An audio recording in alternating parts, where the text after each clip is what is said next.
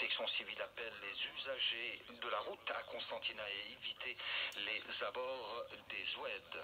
Les accidents de la circulation, un drame quotidien. En une semaine, 38 personnes ont été tuées et plus de 1100 blessés.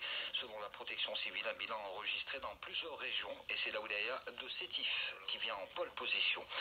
Des nouvelles rassurantes à propos du choléra. Aucun cas n'a été enregistré depuis une semaine. Une évolution positive, certes, mais il faut patienter encore une vingtaine de jours pour pouvoir officiellement déclarer l'avoir éradiqué.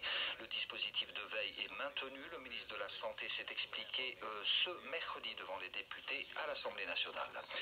Justice, le tribunal criminel de première instance d'Oran a prononcé tard dans la soirée de mercredi la peine capitale à l'encontre du dénommé K.A., 18 ans, reconnu coupable d'attentat à la pudeur suivi du meurtre de la petite Zahaf Selsabil, âgée de 8 ans, le 18 août dernier, ainsi qu'à l'encontre de son complice, le dénommé CM, au grand soulagement des parents de la victime. Des milliers d'employés de l'UNRWA ont manifesté à Gaza ce mercredi. Ils protestent contre les licenciements prévus par l'agence pour faire face à l'arrêt des financements américains.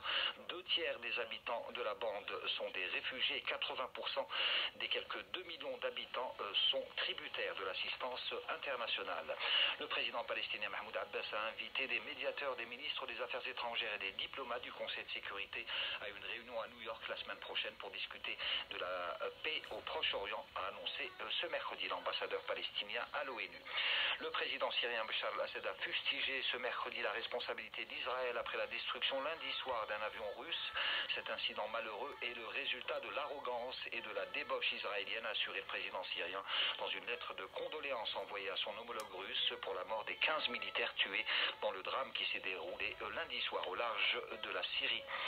Et nous célébrons ce jeudi une nouvelle fête religieuse, Ashura, soit le 10e jour du mois de Muharram, lequel marque l'avènement de la nouvelle année hégirienne.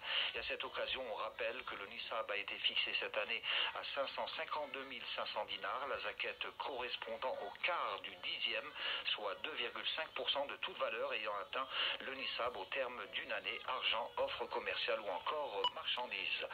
On arrive au sport, football féminin, la sélection algérienne dames est depuis mardi en stage au centre technique de Sidi Moussa à Alger, un stage qui se poursuivra jusqu'au 26 septembre en prévision de la phase finale de la Coupe d'Afrique des Nations prévue au Ghana du 17 novembre au 1er décembre. Et à suivre ce jeudi, une rencontre comptant pour la 7e journée de Ligue 1 Mobilis. Il s'agit de l'USM Alger, l'AS Ain Blila, une rencontre qui débutera à 19 h et que vous pourrez suivre bien évidemment sur nos ondes.